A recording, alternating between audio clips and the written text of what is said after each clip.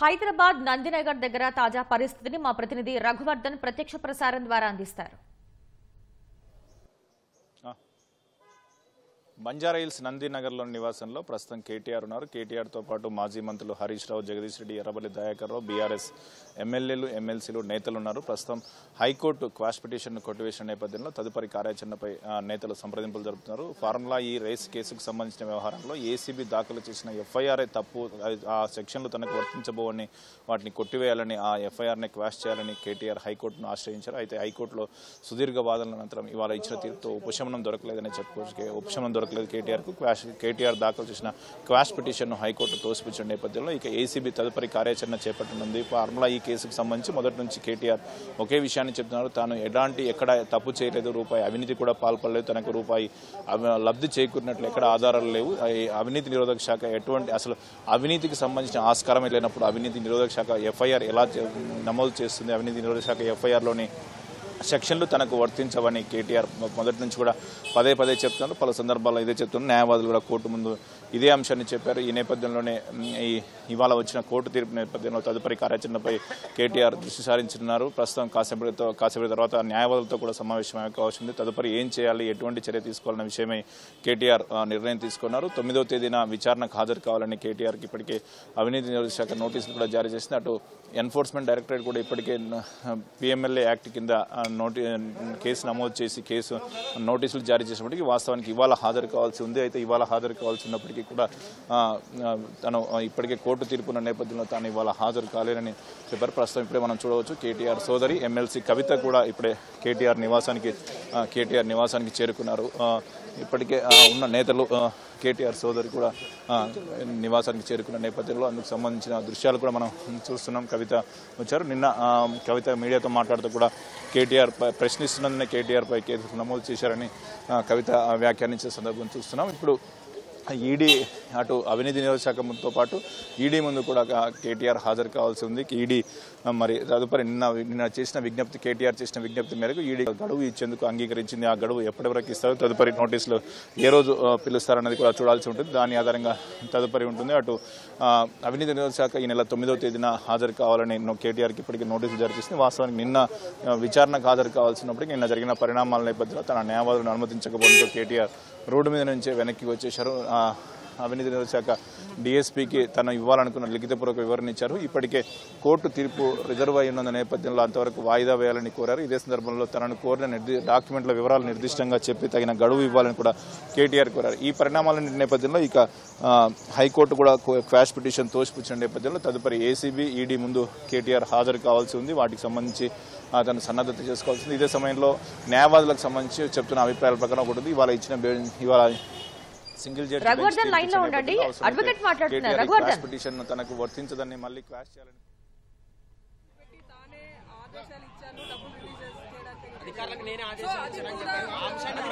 ఆశనిపాతమే అది చేయకుండా ఉండవలసింది. కేసులు ఎదుర్కొంటున్న వ్యక్తులు ఎవరైనా సరే అక్యూజ్డ్, అనుమానాస్పదంతో ఉన్న వ్యక్తులు మాత్రమే, ఆరోపణలు ఎదుర్కొంటున్న వ్యక్తులు మాత్రమే. అటువంటి వ్యక్తులు లాకునాస్ ఫిలప్ చేసి నేనే చెప్పినా అని చెప్పి పూర్తి స్థాయిలో ఇరుక్కుపోయారు. ఆ ఎలక్ట్రానిక్ రికార్డ్ ఇన్వెస్టిగేషన్ లో భాగంగా దాన్ని సంగ్రహించి ఛార్జ్ షీట్ లో ఫైనల్ రిపోర్ట్ లో పొందుపరిచి విచారణ ముందు కోర్టు ముందు దాఖలు చేసే అవకాశాలు స్పష్టంగా ఉన్నాయి. That's must be fatal. Next ACB step ఎలా ఉండబోతుంది? నెక్స్ట్ స్టెప్ ఏసీబీ ఎంత చాకచక్యంగా వ్యవహరిస్తుందో, ఎంత చురుకుగా వ్యవహరిస్తుందో చూడాల్సిందే. ఎప్పుడు తప్పు చేసిన వాళ్ళు ఏ స్థాయిలో ఉన్న వాళ్ళైనా కానీ అరెస్ట్ చేసి డిటైన్ చేయాలని చెప్పి నేనైతే రిక్వెస్ట్ చేస్తున్నాను. ఎందుకంటే భవిష్యత్తులో ఇది వేరే ఎవ్వరు కూడా రాష్ట్ర ఖజానాను ముట్టుకోవాలంటే ఉచ్చబోసుకోవాలా.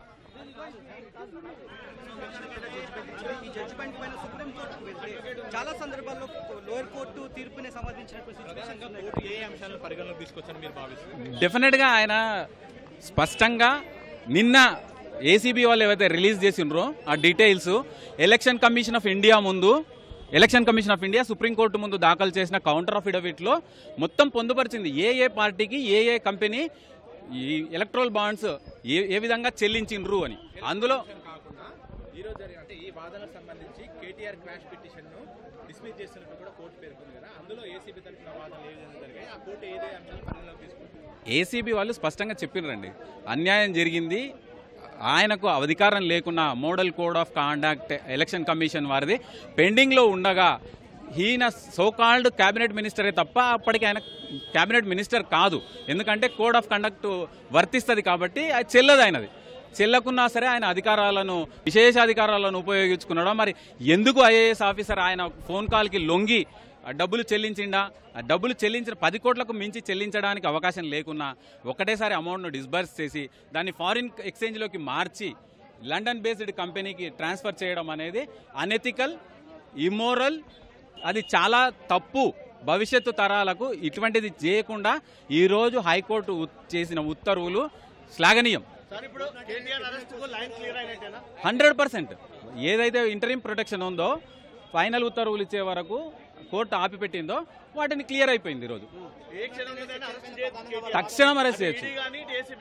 ED is different. ED court ముందు లేదు కాబట్టి ఈడీ ప్రశ్నిస్తుంది. ఈడీ ఎంబడే కస్టడీలకు తీసుకునే అవకాశాలు లేదు. కవిత గారిని చూసినాం మనం 4 సార్లు ఎంక్వైరీ చేసిన తర్వాత 5వ సారి సాటిస్ఫై కానప్పుడు అరెస్ట్ చేశారు. కాబట్టి ACB is entitle to take the charge.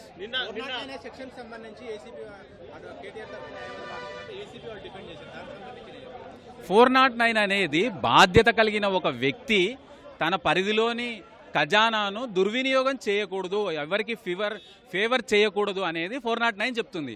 409 exactly applicable to this particular case. ఖచ్చితంగా వర్తిస్తుంది కాబట్టే రాష్ట్ర ఖజానాను కాపాడాల్సిన వ్యక్తి కాపాడలేదు కాబట్టే ఈరోజు హైకోర్టు తన క్రిమినల్ పిటిషన్ను డిస్మిస్ చేస్తున్నట్టు ప్రకటించింది. ఎగ్జాక్ట్గా ఇది ప్రివెన్షన్ ఆఫ్ కరప్షన్ యాక్ట్ ఖచ్చితంగా వర్తిస్తుంది. ఇక్కడ ప్రభుత్వం తరపున న్యాయవాదులు ఈ రోజు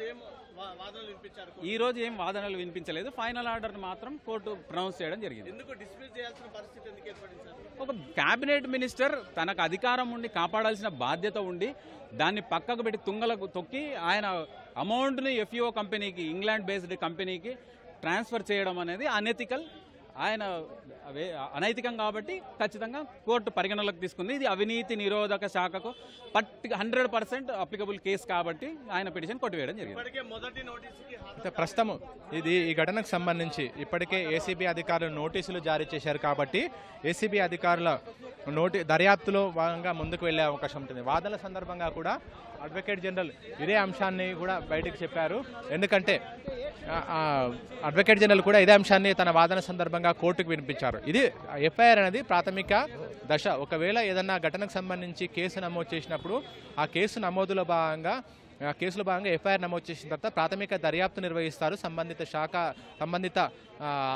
దర్యాప్తు అధికారి. దర్యాప్తు నిర్వహించిన తర్వాత అందులో వెల్లడే అంశాల ఆధారంగా కూడా ముందుకు వెళ్లాల్సి ఉంటుంది. కేవలం ఎఫ్ఐఆర్ నమోదు చేసినంత మాత్రాన ఆ పిటిషన్ను క్లాష్ చేయమంటూ కోర్టుకు రావడం సరైనది కాదని చెప్పి కూడా అడ్వకేట్ జనరల్ వాదనలు వినిపించారు. ఒకవేళ అంతగా కావాలనుకుంటే దానికి వేరే దారులనే అవసరం, కావాలంటే ముందస్తు బెయిల్ ఆ దరఖాస్తు చేసుకోవచ్చు, లేదంటే ఇంకేదైనా చేసుకోవచ్చు. కానీ ఇప్పుడు పిటిషన్ ఎఫ్ఐఆర్నే క్లాష్ చేయాలంటూ కోరడం సరైనది కాదని చెప్పి కూడా ఈ సందర్భంగా అడ్వకేట్ జనరల్ కోర్టుకు తెలిపారు. ఈ అంశాలన్నింటినీ కూడా పరిగణలోకి తీసుకుంది. కేటీఆర్ తరఫు న్యాయవాది వాదన వినిపించిన సందర్భంలో ఇందులో అవినీతి నిరోధక చట్టం కింద నమోదు చేసిన సెక్షన్లు కానీ నేరపూరిత కిట్ల కింద నమోదు చేసిన సెక్షన్లు ఇవేమీ కేటీఆర్కు వర్తించమని చెప్పి కేటీఆర్ తరపు న్యాయవాది వాదించిన సందర్భంగా దానికి కౌంటర్గా అడ్వకేట్ జనరల్ ఆయనతో పాటు దానకిషోర్ తరపు న్యాయవాది కూడా వాదనలు వినిపించారు. ఇక్కడ ప్రతి అంశంలో కూడా నిబంధనల ఉల్లంఘన జరిగిందని చెప్పి కూడా ఈ సందర్భంగా అడ్వకేట్ జనరల్ కోర్టుకు తెలిపారు. అందులో ప్రతి ఒక్క అంశాన్ని కూడా పేర్కొన్నారు. ఎఫ్ఐఆర్ నమోదు చేసిన ప్రతి సెక్షన్కి సంబంధించిన వాదనలు కూడా వినిపించారు. ఇక్కడ త్రైపాక్షిక ఒప్పందం జరిగిన తర్వాత అందులో నుంచి ఒక సంస్థ వైదొలిగింది, ఏస్ నెక్స్ట్ జెన్ ప్రైవేట్ లిమిటెడ్. అందుకొరకే హైదరాబాద్ ప్రతిష్ట ఇనుమడింపడేదానికి అందులో భాగంగానే మేము సీజన్ 10 ఆగిపోకుండా ఉండడానికి నిర్ణయం తీసుకుని అందులో భాగంగా నగదు బదిలీ చేశాము. ఒప్పందం జరిగింది రెండింటి మధ్య. అందులో భాగంగానే విడతల వారీగా డబ్బులు బదిలీ చేయాలని నిర్ణయించాము. అందులో భాగంగానే నగదు బదిలీ జరిగిందని చెప్పి అనడం సరైనది కాదని చెప్పి కూడా అన్నారు. ఒకవేళ ఒప్పందం నుంచి వెనక్కి తగ్గితే ఆ ఒప్పందం నుంచి వెనక్కి తగ్గడానికి గల కారణాలు, అంతేకాకుండా సదరు సంస్థపై చర్యలు తీసుకోవాలి, తిరిగి ఆ నష్టము ఎందుకు వచ్చింది మిగతా విషయాలను తెలుసుకోవాలి, తిరిగి ఆ ఒప్పందాన్ని ఫుల్ఫిల్ చేసే విధంగా ఆ సంస్థను ఒప్పించి ఆ విధంగా ముందుకు తీసుకెళ్ళాలి. కానీ కేవలం సంస్థ ఒప్పందం నుంచి వెనుదిరిగిందని చెప్పి ఆ మేరకు ప్రభుత్వం నుంచి డబ్బులు బదిలీ చేయడం సరైనది కాదని చెప్పి కూడా అడ్వకేట్ జనరల్ పేర్కొన్నారు. ఇక్కడ నిబంధన ఉల్లంఘన జరిగింది. ఒకవేళ నగదు బదిలీ ఫార్ములా ఈ ఆపరేషన్స్కు జరిగితే ఆ ఖాతా నుంచి ఎక్కడికి వెళ్ళింది డబ్బులు అని తెలుసుకోవాల్సిందని చెప్పి కూడా ఈ సందర్భంగా అడ్వకేట్ జనరల్ ఏ సుదర్శన్ రెడ్డి కోర్టుకు వినిపించారు. ఈ అంశాలన్నింటినీ కూడా పరిగణలోకి తీసుకుంది. ఏసీబీ నమోదు చేసిన అవినీతి నిరోధక చట్టంలో సెక్షన్లతో పాటు క్రిమినల్ ప్రొసీజర్ నోరెప్పురిత కుట్రకు సంబంధించిన సెక్షన్ 409 ఆ సెక్షన్ల కింద ఏసీబీ అధికారులు దర్యాప్తు నిర్వహించనున్నారు. అందులో భాగంగా సదరు ఏ త్రైపాక్షిక సంస్థ ఏ సంస్థల మధ్య ఒప్పందం జరిగింది ఆ సంస్థలన్నింటినీ కూడా నోటీసులు జారీ చేసే అవకాశం ఉంటుంది. ఎందుకంటే ఏస్ నెక్స్ట్ జెన్ ప్రైవేట్ లిమిటెడ్ త్రైపాక్షిక ఒప్పందంలో భాగమైంది. ఆ తర్వాత వెనక్కి తగ్గింది. ఒక్కసారిగా ఆ సంస్థ ఎంత నష్టాలు చవి చూసింది, ఎందుకు ఒక్కసారిగా వెనక్కి తగ్గాల్సింది, ఆ సంస్థ ఏమేమి ఒప్పందంలో భాగంగా ఏ అంశాలను పేర్కొంది, ఆ అంశాలను ఫుల్ఫిల్ చేయకుండా ఎందుకు వెనక్కి తగ్గిందనే విషయాలను కూడా ఏసీబీ అధికారులు పరిగణలోకి తీసుకొనున్నారు. ఎందుకంటే ఆ అంశాలన్నింటినీ కూడా ఎఫ్ఐఆర్లో పేర్కొన్నారు కాబట్టి ఆ ఎఫ్ఐఆర్లో పేర్కొన్న అంశాలను విపులీకరిస్తూ అడ్వకేట్ జనరల్ వాదనలు వినిపించారు. ఆ అంశాలన్నింటినీ కూడా కోర్టు పరిగణలోకి తీసుకుంది. అయితే ఏసీబీ అధికారుల దర్యాప్తులో భాగంగా ఇవన్నీ కూడా పరిగణలోకి తీసుకునే అవకాశం ఉంటుంది. ప్రధానంగా విదేశీ కరెన్సీని ఆర్బీఐ నిబంధనలకు విరుద్ధంగా ఎందుకు బదిలీ చేయాల్సి వచ్చింది ఒకటి.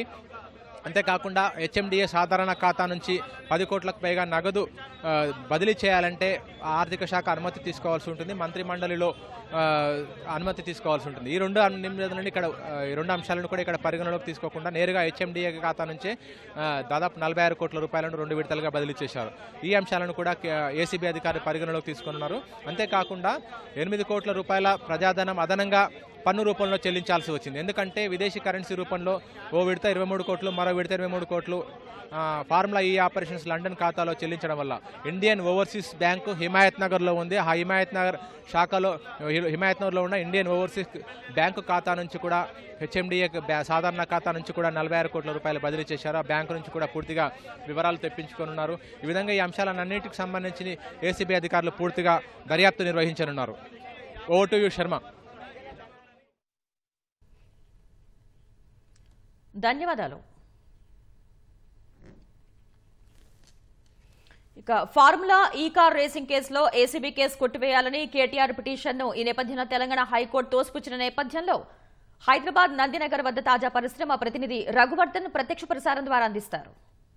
కేటీఆర్తో పాటు మాజీ మంత్రులు హరీష్ రావు, ప్రశాంత్ రెడ్డి, జగదీష్ రెడ్డి, ఎర్రబెల్లి దయాకర్ రావు, ఇతర ఎమ్మెల్యేలు, ఎమ్మెల్సీలు, ఇతర నేతలందరూ ఉన్నారు. ప్రధానంగా ఈ హైకోర్టు క్వాష్ పిటిషన్ చేసిన నేపథ్యంలో తదుపరి కార్యాచరణపై కేటీఆర్ దృష్టి సారించారు. ప్రస్తుతం ఇప్పటికే ఫార్ములా ఈ రేస్ కేసుకు సంబంధించి చూసుకుంటే తాను మొదటి నుంచి ఎటువంటి అవినీతికి పాల్పడలేదు, అవినీతి నిరోధక శాఖ నమోదు చేసిన సెక్షన్లే తనకు వర్తించవు, అవినీతే లేనప్పుడు అవినీతి నిరోధక శాఖ కేసులు ఎలా నమోదు చేస్తుంది, ఆ ఎఫ్ఐఆర్ చెల్లుబాటు కాదు అంటూ కేటీఆర్ క్వాష్ పిటిషన్కి వెళ్ళిన పరిస్థితి. అయితే దాని ఆధారంగానే ఏసీబీ ఎఫ్ఐఆర్ ఆధారంగానే ఈడీ కూడా కేసు నమోదు చేసింది. ఇప్పుడు హైకోర్టు పిటిషన్ను క్వాష్ చేసిన నేపథ్యంలో ఏసీబీ తదుపరి చర్యలు ఉపక్రమించనుంది. ఇప్పటికే కేటీఆర్ ఏసీబీని ఈ నెల 9వ తేదీన ఏసీబీ ముందు హాజరు కావాల్సి ఉంది. వాస్తవానికి నిన్న హాజరు కావాల్సి ఉన్నప్పటికీ నిన్న జరిగిన పరిణామాల నేపథ్యంలో తన న్యాయవాదులను వెంట అనుమతించకపోవడంతో కేటీఆర్ ఏసీబీ కార్యాలయానికి వెళ్లకుండా రోడ్డు మీదనే ఏసీబీ డీఎస్పీకి తన ఇవ్వాల్సిన లిఖితపూర్వక వివరణ ఇచ్చి వచ్చారు. అందులో కూడా స్పష్టంగా చెప్పారు హైకోర్టు తీర్పు రిజర్వ్ అయిన నేపథ్యంలో హైకోర్టు తీర్పుకు అనుగుణంగా వెళ్లాలని, అప్పటి వరకు విచారణ వాయిదా వేయాలని కేటీఆర్ లిఖితపూర్వక వివరణలో కోరారు. అదే సందర్భంలో ఇంకొకటి చెప్పారు, తన నుంచి కొన్ని డాక్యుమెంట్లు అడిగారు. ఆ డాక్యుమెంట్లకు సంబంధించిన వివరాలు నిర్దిష్టంగా ఇస్తే ఆ వివరాలను మాత్రమే వాటిని ఇస్తాను, అందుకు కూడా తగిన సమయం ఇవ్వాలని కేటీఆర్ కోరారు. ఈ నేపథ్యంలో ఇప్పుడు హైకోర్టు తీర్పు నేపథ్యంలో ఏసీబీ తదుపరి కార్యాచరణ చేపట్టింది. అటు ఎన్ఫోర్స్మెంట్ డైరెక్టరేట్ ముందు కూడా కేటీఆర్ హాజరు కావాల్సి ఉంది. పీఎంఎల్ఏ చట్టం కింద ఎన్ఫోర్స్మెంట్ డైరెక్టరేట్ కూడా ఈసీఐఆర్ నమోదు చేసి కేటీఆర్ను విచారణకు రావాలని నోటీసులు జారీ చేసింది. వాస్తవానికి ఇవాళ ఉదయం 11 గంటలకు విచారణకు కేటీఆర్ హాజరు కావాల్సి ఉంది. కానీ హైకోర్టులో తీర్పు రిజర్వ్ అయిన నేపథ్యంలో తాను హైకోర్టు తీర్పు ఉన్న నేపథ్యంలో హైకోర్టుపై గౌరవంతో విచారణ వాయిదా వేయాలని తనని కేటీఆర్ నిన్న కోరిన నేపథ్యంలో ఈడీ కూడా అందుకు అనుమతించింది. హైకోర్టు తీర్పును దృష్టిలో పెట్టుకుని తదుపరి తేదీ మళ్లీ ప్రకటిస్తామని చెప్పింది. ఇప్పుడు హైకోర్టు తీర్పు ఇచ్చి కేటీఆర్ పిటిషన్ను క్వాష్ చేసిన నేపథ్యంలో పూర్తి స్పష్టత వచ్చింది. కేటీఆర్ ఇక ఏసీబీ ఈడీ ముందుకు హాజరు కావాల్సి వచ్చింది. ఈడీ ఆ రెండు విచారణ సంస్థల నుంచి ఇటు అవినీతి నిరోధక శాఖ, అటు ఎన్ఫోర్స్మెంట్ డైరెక్టరేట్ రెండు విచారణ సంస్థల విచారణను కేటీఆర్ ఎదుర్కోవాల్సి ఉంది. ఈ నేపథ్యంలోనే తదుపరి కార్యాచరణకు సంబంధించి కేటీఆర్ ఏం చేస్తారనేది ఆసక్తికరంగా మారింది. ప్రస్తుతం కేటీఆర్ నేతలతో మాట్లాడుతున్నారు. బీఆర్ఎస్ అధినేత కేసీఆర్ కూడా సంప్రదించినట్టు తెలిసింది. అటు న్యాయవాదులు కూడా ఇప్పటికీ ప్రస్తుతం హైకోర్టు తీర్పు నేపథ్యంలో కోర్టుకు వెళ్లిన న్యాయవాదులు కూడా కాసేపట్లో కేటీఆర్ నివాసానికి చేరుకుని ఉంటుంది. కేటీఆర్ నివాసానికి చేరుకున్న తర్వాత ఇందుకు సంబంధించి తీసుకోవాల్సిన చర్యలపై చర్చిస్తారు. ప్రధానంగా ఎటువంటి కార్యాచరణ అనుసరించాలి, ఏం చేయాలన్న విషయమే కేటీఆర్ చర్చించే అవకాశం ఉంది. ఒకటి ఇవాళ ఇచ్చిన సింగిల్ జడ్జి బెంచ్ నేపథ్యంలో అవసరమైతే డివిజన్ బెంచ్కి అప్పీల్కి వెళ్ళాలా, ఆ పై స్థాయిలో అప్పీల్ చేసుకోవచ్చు అన్న న్యాయపరమైన అవకాశాలు ఇంకా ఏమైనా ఉన్నాయన్న విషయం కూడా కేటీఆర్ న్యాయవాదులతో చర్చించే అవకాశం ఉంది. అటు విచారణకు సంబంధించి కూడా కేటీఆర్ మొదటి నుంచి ఒకటే చెప్తున్నారు, తాను ఎటువంటి తప్పు చేయలేదు, రూపాయి కూడా లాభం లేదు, ఎటువంటి అవినీతికి ఆస్కారం లేదని కేటీఆర్ చెప్తున్న నేపథ్యంలో విచారణకు సంబంధించి కూడా ఏం చేస్తారు, ఎటువంటి పత్రాలు ఎటువంటి పత్రాలు అందుకు సంబంధించి వాటిని ముందు పెడతారు, వీటన్నిటికి సంబంధించి కూడా చూడాల్సి ఉంటుంది. కేటీఆర్ ప్రస్తుతం నేతలతో చర్చిస్తున్నారు, న్యాయవాదులతో చర్చించినంత ఇందుకు సంబంధించి ఒక కార్యాచరణ వచ్చే అవకాశం. బీఆర్ఎస్ నేతల్లో ఒక ఉత్కంఠ అయితే నెలకొంది. ఇప్పటికీ ఇవాళ కేటీఆర్కి సంబంధించిన హైకోర్టు తీర్పు ఇస్తున్న నేపథ్యంలోనే నేతలందరూ కూడా ఇప్పటికే కేటీఆర్ నివాసానికి చేరుకున్నారు. మాజీ మంత్రులు హరీష్ రావుతో పాటు తలసాని శ్రీనివాస్ యాదవ్, ప్రశాంత్ రెడ్డి, దయాకర్ రావు, జగదీష్ రెడ్డి సహా బీఆర్ఎస్ ఎమ్మెల్యేలు, ఎమ్మెల్సీలు నేతలందరూ కూడా ఇక్కడికి చేరుకున్న పరిస్థితి ఉంది. వారందరూ కూడా కేటీఆర్కి సంబంధించి తదుపరి ఏం జరుగుతుందో, ఏం చేస్తారని చూస్తుంది. ప్రస్తుతం మాజీ మంత్రి వస్తారు డిస్కస్ చేస్తారు మాట్లాడుతూ ఇంకా చర్చలు జరుగుతున్నాయి డిస్కస్ చేస్తాం. మాజీ మంత్రి తలసాని శ్రీనివాస్ యాదవ్ గారు చెప్పిన ప్రకారం చూసుకుంటే చర్చలు జరుగుతున్నాయి, చర్చిస్తున్నారు అంటున్నారు. అంటే అప్పీల్కి వెళ్తారన్న దానికి కూడా తలసాని శ్రీనివాస్ యాదవ్ స్పందించి చర్చలు జరుగుతున్నాయి, అన్ని అంశాలను పరిగణలోకి తీసుకుంటాం, పరిశీలిస్తున్నామని చెప్తున్న పరిస్థితి కనిపిస్తుంది. ఈ నేపథ్యంలోనే కేటీఆర్ అందరితోనూ సంప్రదిస్తున్నారు. అటు బీఆర్ఎస్ అధినేత తన తండ్రి కేసీఆర్తో పాటు పార్టీ నేతలతోనూ చర్చిస్తున్నారు. ఈ సందర్భంలో న్యాయవాదులతోనూ కూడా కేటీఆర్ సంప్రదింపులు జరుపుతున్నారు. వాటి అనుగుణంగా అన్ని అంశాలను పరిగణలోకి తీసుకుని సాధ్యాసాధ్యాలంగా కేటీఆర్ తగిన కార్యాచరణ చేపట్టే అవకాశం. బీఆర్ఎస్ నేతల్లో శ్రేణుల్లో ఒక ఆందోళన అయితే నెలకొందని చెప్పుకోవచ్చు. ఎందుకంటే గతంలోనే కేటీఆర్ ఏదో కేసులో తనను అరెస్ట్ చేస్తారు, తనను జైలుకు పంపిస్తారు, అవసరమైతే జైలుకు వెళ్లేందుకు కూడా సిద్ధమని కూడా కేటీఆర్ గతంలోనే ప్రకటించిన నేపథ్యంలో కొంత ఆందోళన అయితే ఉంది. కేటీఆర్ ఇందుకు సంబంధించి ఈ పరిణామాలకు నేపథ్యంలో పార్టీ నేతల్లో కావచ్చు, శ్రేణుల్లో కావచ్చు ఆందోళన అయితే ఉంది. ఇప్పటికే చేరుకున్నారు. ప్రస్తుతం చూడవచ్చు ఇవన్నీ కూడా ఈ నేతలందరూ కూడా వచ్చి సంప్రదింపులు చేస్తున్నారు. కేటీఆర్ కూడా అందరినీ సంప్రదిస్తున్నారు. న్యాయవాదులు ఇక్కడికి వచ్చిన తర్వాత కేటీఆర్ తరఫున ఏదైతే వాదనలు వినిపించారో నిన్నటి వరకు వారందరూ ఇక్కడికి వచ్చిన తర్వాత ఇందుకు సంబంధించి స్పష్టత వచ్చే ఉద్యోగం ఉంది. కేటీఆర్ తదుపరి ఏం చేస్తారు, ఏసీబీ విచారణను ఎదుర్కోవాల్సి ఉంది, ఈడీ విచారణకు ఆధారకోవాల్సిన నేపథ్యంలో తదుపరి ఏం చేయాలి అనే విషయమై కేటీఆర్ ఒక నిర్ణయానికి వచ్చే అవకాశం ఉంది. Over to studio.